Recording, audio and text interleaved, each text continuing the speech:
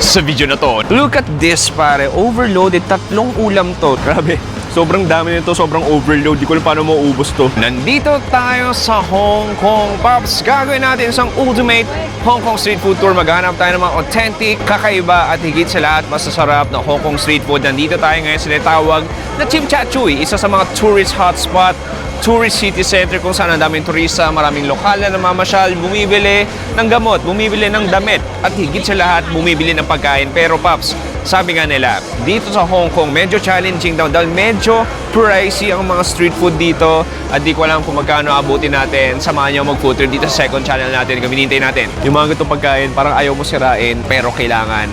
One of the best egg tarts pwede mo tikman sa buhay mo. Yung texture ng labas niya, parang sapatos, pare. Parang leather na malutong. Tara!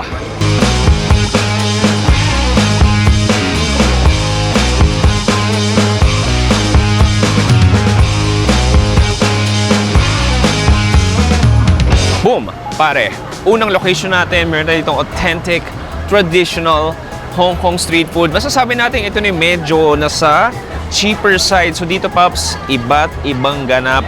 Sobrang dami. I-tour ko kayo, halika. So makikita mo, ayan, kita mo haba ng pila, ang daming turista. Sobrang dami mo ang pagpipilian. So dito, meron tayo itong nostalgia egg waffle na naka-plastic na. Dito may sausages tayo dito. Ito parang fish soup, Hong Kong style noodles.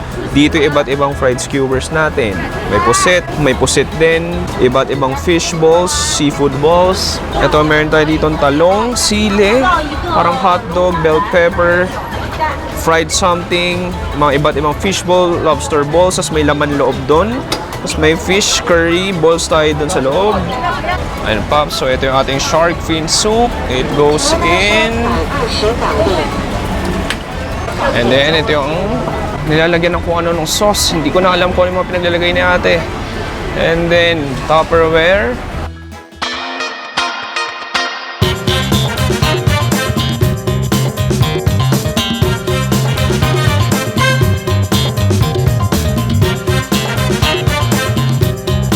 Okay pare, ito na yung ating first 2 meals dito sa Hong Kong.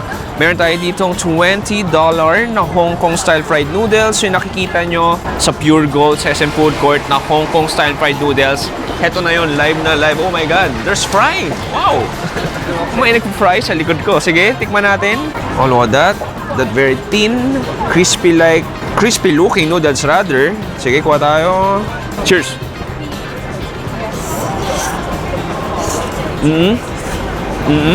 Very, very dry pa siya. Grabe. Ang ninipis niya, pero ang bigat niya. Konting salty soy sauce flavor. Pero alam mo, dito sa Hong Kong, nilalagay talaga ng sauce yan. So, pwede mong lagyan ng konting sauce. Lagyan pa ng chili sauce. At konting mustard. And then, back to position. Haluin natin. Ayan, so may mustard yan, chili sauce, parang yung sweet sauce nila. Okay, kuha tayo na may repolyo. Ito walang karne. Cheers!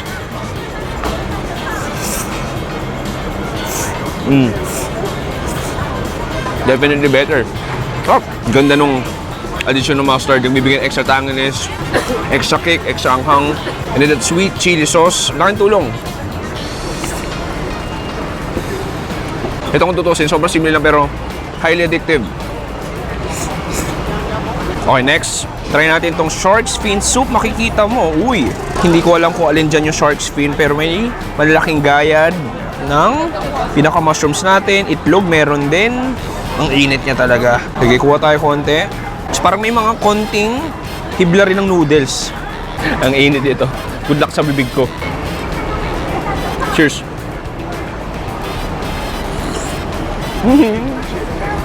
Ang init! Ang masarap. How do you describe? There's a fishy taste to it. Shark's fin. Hindi ko alam kung nasan yung shark's fin dun. Yung mushroom, nagbibigay extra chewiness, extra texture.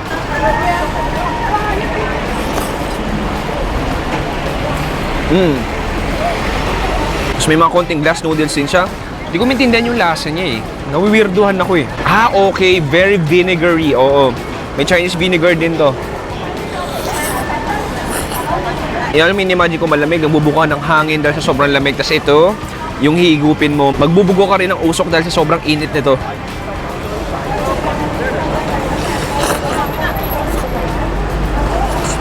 Panigurado, karamihan ng turista dito sa Chimchachoy, mga unang beses mag-Hong Kong nakakain na dito dahil very center talaga to. Pero Paps, maghanap pa tayo ng mga ilang food trip around the area. Proceed tayo next food trip.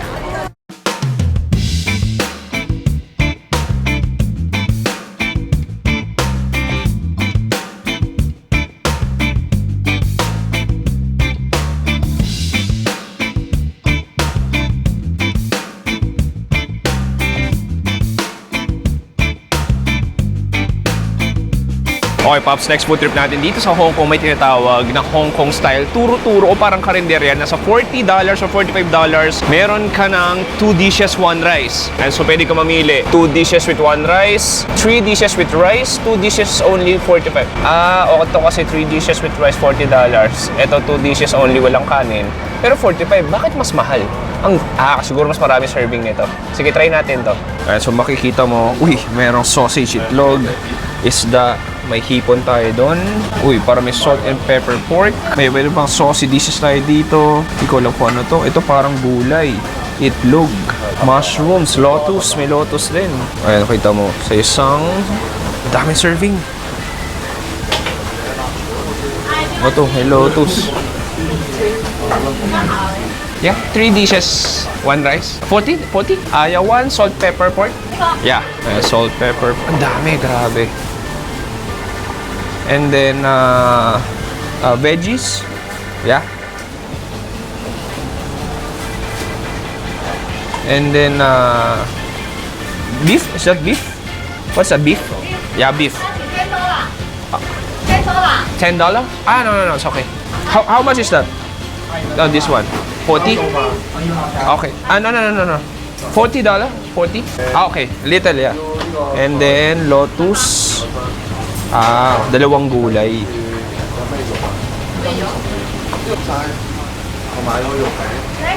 Okay, Pops, we've got our tour style Hong Kong food. Sorry ate, ang problema, saan ko to kakainin?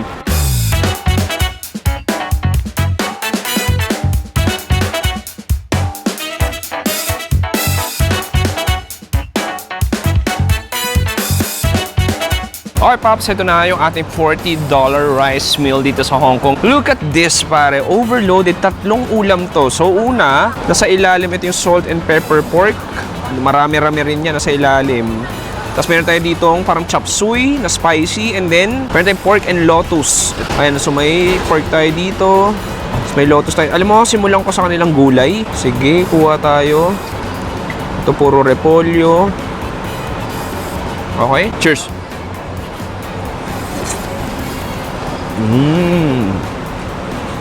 Harap. Oh, wow, manghang din siya. Ang harap, yum. Ang smoky ng lasa. Hindi ko alam saan nanggagaling yun. Pero ang smoky. Medyo salty rin siya na parang soy sauce base. Ma-pepper din. Try ko this time, may kasamang pork yan. Cheers. Galing. Grabe. Sobrang dami nito, sobrang overload. Di ko alam paano mauubos to. Sige, next. Try natin tong lotus na parang stir fry din. Okay. Cheers.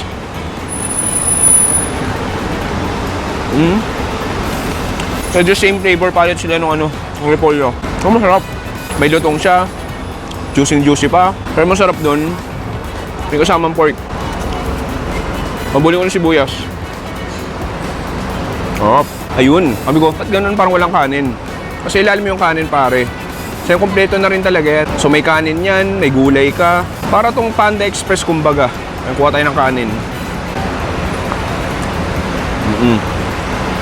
Okay. Dito ako excited sa salt and pepper pork nila. Yan na sila ilalim. Marami-rami na serving yan eh. Ayan, kuha tayo. Okay, cheers.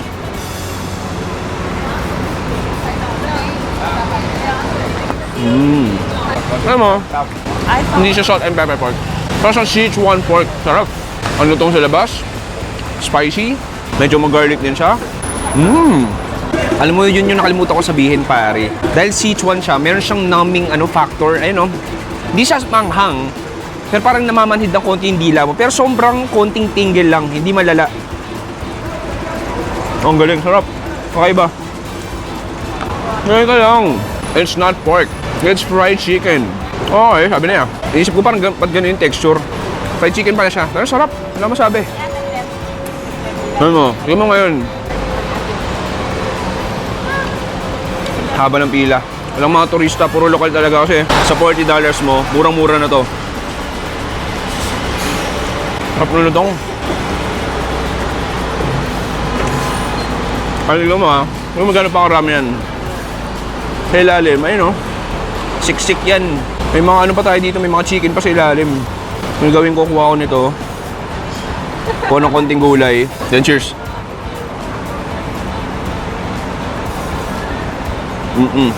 Ano pare, ubusin namin yung Jayo to. 10% tayo next food trip.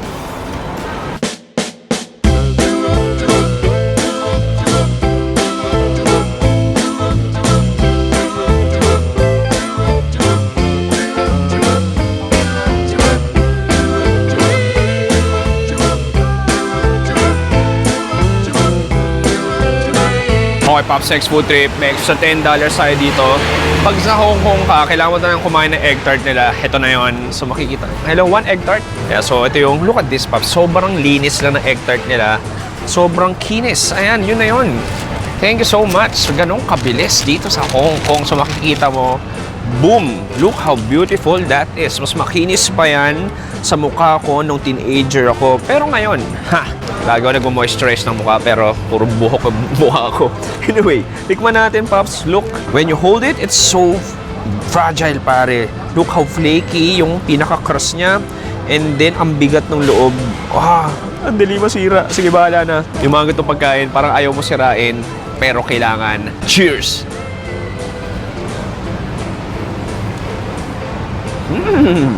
Alam mo, Hong Kong, one of the best egg tarts pwede mo tikman sa buhay mo. Lahat pare, kalidad. That flaky, crispy exterior. Then you have the ultra creamy. Ayun o, ang bigat pare. Parang jelly na yung structure niya. Tapos actually, hindi mo na gano'n nalalasan yung itlog. Ang isang worry ko lang dito, wala siya gano'ng tamis. Wala. Wala ganong tamis. Parang itong leche flan na walang tamis o walang asukal. Pero masarap pa rin naman. Okay, Pops. Hanap tayo next food trip dito sa Hong Kong.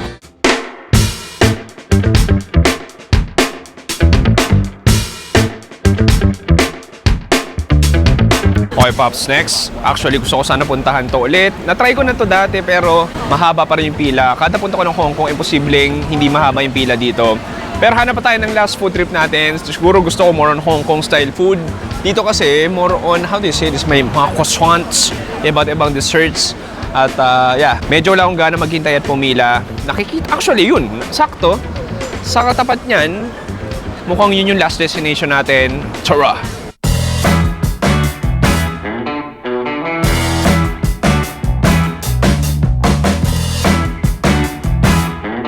Okay, Pops, last food trip natin. Chewy, last na. Oo, Pops, kasi 1,000 pesos na yung budget ko at lagpas 1,000 pesos na tayo. Pero hindi pa rin tayo magpapatinag dahil nakabili tayo ng dalawang street food. $10 na Taiwanese sausage at isang waffle na punong-puno ng parang vanilla cream inside. Actually, yung gusto kong bilhin, halika.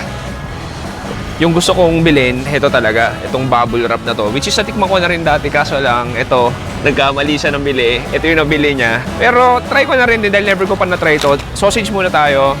Cheers. Grabe yung texture niya. Ang galing.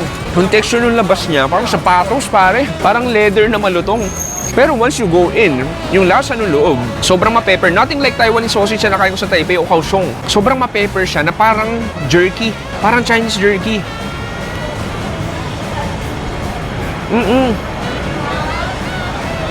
Parang sa gitna ng makunat at lutong. Pero masarap. Ang galing ha. Pero tayo kumakain ng ganito. Next, try natin itong waffle natin. Makikita mo, may vanilla cream siya sa loob. Sige, bahala na. Mainit pa to. Good luck. Cheers.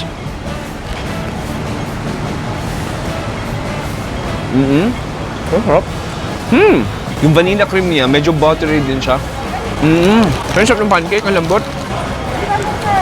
Kaya itong, ngayon, medyo may, may konting peanut element din siya. Yum, pero sarap ah. Oo nga, may peanut din siya.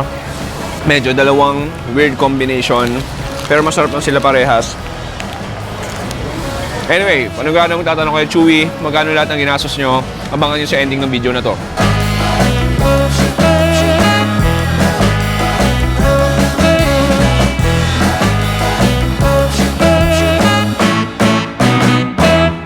Boom! Pops, dito nagtatapos ang ating very short at quick na food tour dito sa Hong Kong. Alam mo, yun lang pansin ko sa Hong Kong, no? Yung street food scene hindi kasing ige o hindi kasing vibrant katulad sa Southeast Asia, Thailand, Indonesia o maging sa Philippines. Very curated yung mga street food stores dito. More on restaurant sila. Pero nakahanap pa rin tayo at higit sa lahat, if Filipino currency, medyo pricey pa rin siya. So, 4 na kainan yon. Ang nagastos natin ay 125 HKD, 945 pesos. Pwede na. Kesa sa ibang ginastos namin dito na lagpas 1,000. Pag pumunta ka ng Hong Kong, dala ka ng extra budget, extra patience, at rubber shoes dahil maglalakad ka talaga dito. Maraming salamat sa panood. Subscribe na sa main channel natin na The Chewy Show at sa second channel natin na Another Chewy Show. Ako si Chewy dito sa HK Chim Cha Chewy. Nagsabi stay safe, good night, and goodbye. Bang! Chim Cha Chewy? Chim Cha Chewy. Chim Cha Chewy. Chim Cha Chewy.